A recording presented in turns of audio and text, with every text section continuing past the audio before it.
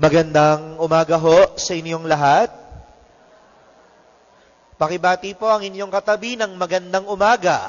Good morning. Mga kapatid, tayo ngayon ay nasa ikalawang linggo ng Kwaresma. At tatungayan natin sa mabuting balita kung paano ang Panginoon ay nagbagong anyo. O mas kilala natin sa tawag na transfiguration, ang pagbabagong anyo ng Panginoon. Na kung saan ang Panginoon ay nagbagong anyo, nagningning. At ang kanyang damit ay naging kulay puting-puting-puti. Kahit nga anong gamitin mong bareta, no? O zonro, o bleach, no? Ay hindi magiging kasing puti kung paanong naging puting-puti ang ating Panginoong Kristo. Mga kapatid, usaping pagbabago, pagbabagong anyo. Sa buhay natin, maraming nagbabago. Ang sabi nga ng isang philosopher, the only constant in this world is change. Ang tanging permanente lang sa buong mundo'y ang pagbabago. Dahil ang lahat ay lumilipas, ang lahat ay nagbabago.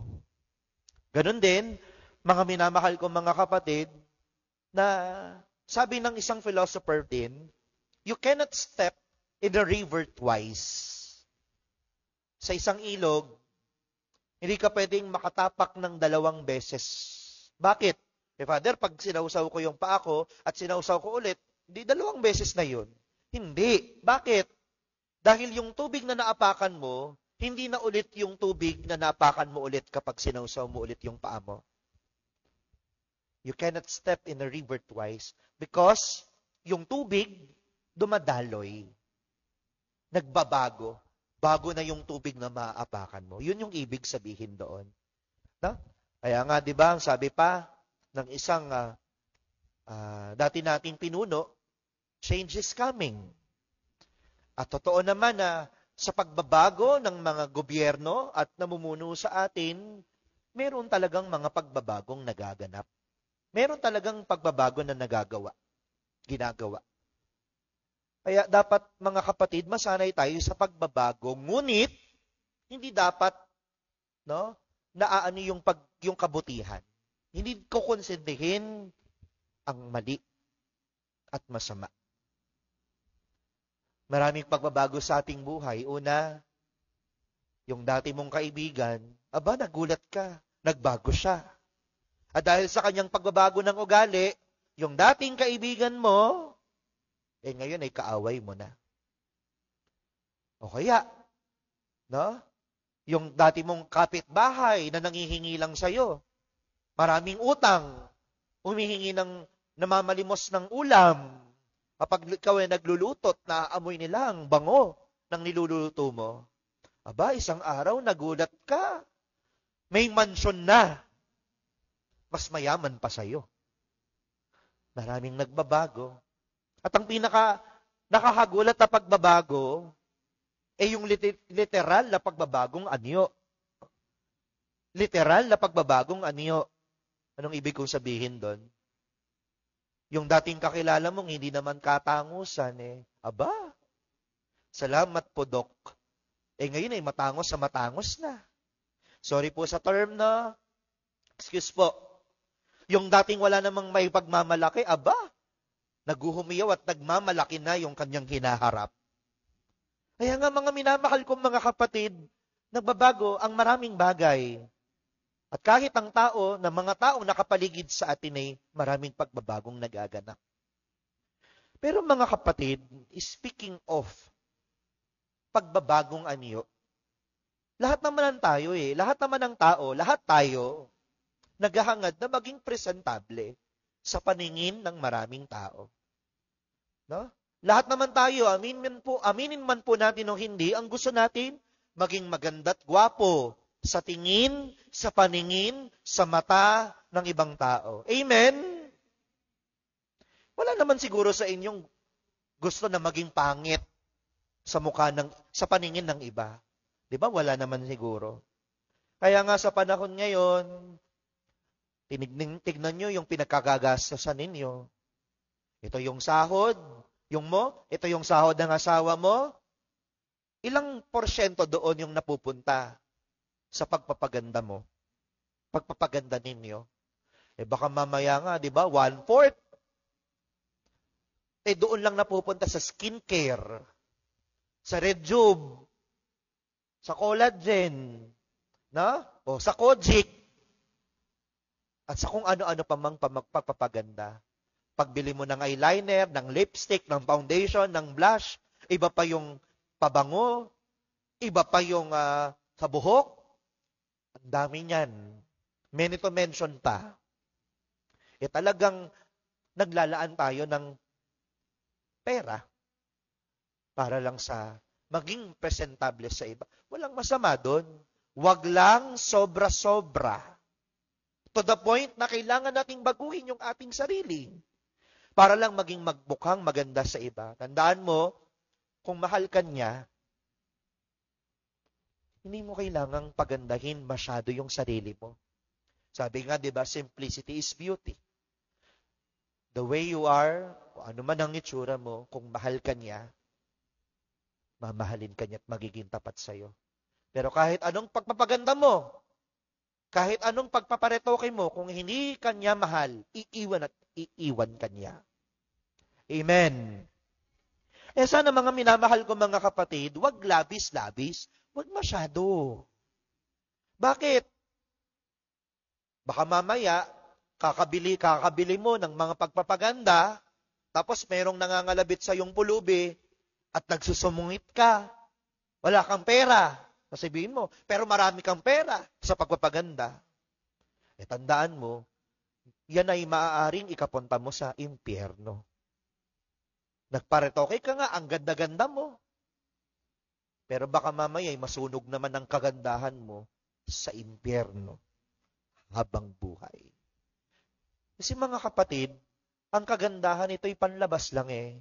Ang mas mahalaga yung loob. Ang ganda-ganda mo nga, ang gwapo-gwapo mo nga. Kung ang sama-sama naman ng ugali mo, aalingasaw yung kabulukan ng kalooban mo. Aalingasaw yung baho ng sama ng ugali mo, kahit gaano ka pa kaganda sa paningin ng ibang tao. Pero may sasabihin ako sa inyo, merong bagong pamamaraan para tayo'y maging maganda't gwapo o presentable sa paningin ng ibang tao. At ano yon? Magpakabuti tayo. Magpakabuti tayo. Gumawa tayo ng mabuti, tumulong tayo sa ating kapwa, pagmalasakit tayo, kahit sa mga taong nakasamaan natin ng loob. Bakit? Kasi yung taong, tandaan, wala namang taong pangit. Walang taong pangit. Tayo'y nilikha ng Diyos na maganda't gwapo sa kaniyang larawan, sa kaniyang wangis. So lahat tayo maganda't gwapo. Meron lang talagang magandang maganda at meron lang talagang hindi ganoong kagandahan. Pero walang pangit. Ha? No? Pero kung kayo man, tayo man, ako kasi asama ko na yung sarili ko, no? Tayo man ay napapabilang doon sa hindi ganoon,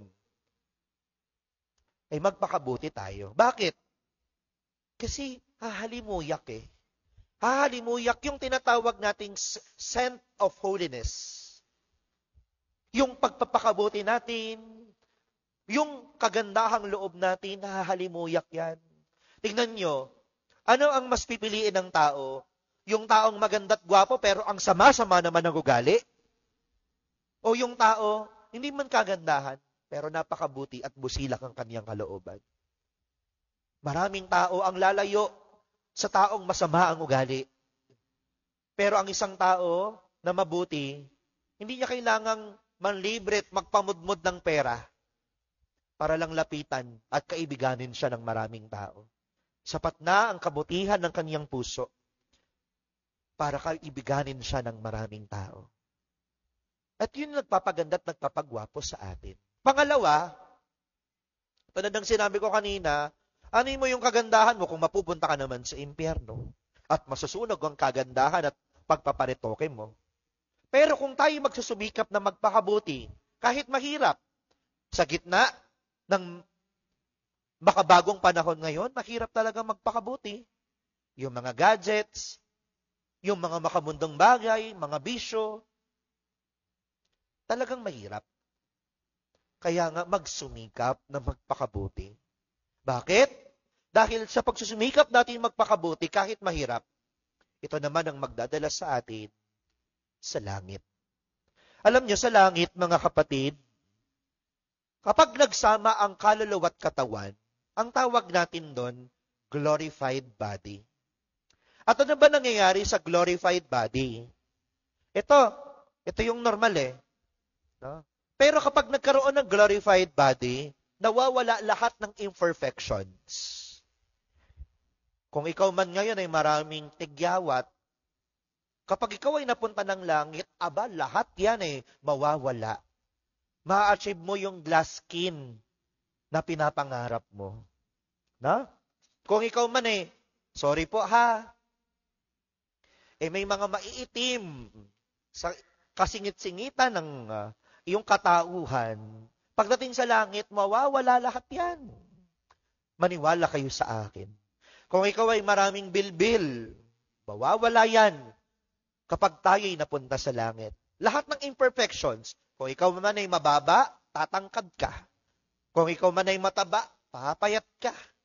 Kung ikaw man nawawala na, yung buhok mo sa taas, ay sa langit, mapupuno ulit yan ng buhok.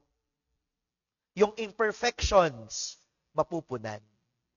Kaya kung gusto nyong maging maganda, kung gusto nyong maging gwapo, magpakabuti, hahalimuyak ang kabutihan ng isang tao, at ito ang magdadala sa ating langit na ma-achieve natin ang glorified body, the perfection of our human body. Kaya sana mga minamahal ko mga kapatid, ganun tayo, magsumikap. Puno man ng pagsubok, puno man ng tukso na pinagnilayan natin nung nakaraang linggo, magsumikap na magpakabuti. Dahil, mga minamahal ko mga kapatid, sa mga taong mabubuti, sabi nga, di ba, yung pogi, ano nga yung pogi? P, presence. O, of. G, God. I, inside. The presence of God inside. Yan ang makabagong gwapot kagandahan. Kung tayo magsusumikap na magpakabuti at ipupunla natin sa ating kalooban ang presensya ng Diyos, tunay na magiging kaaya-aya tayo sa paningin ng lahat ng tao. Amen.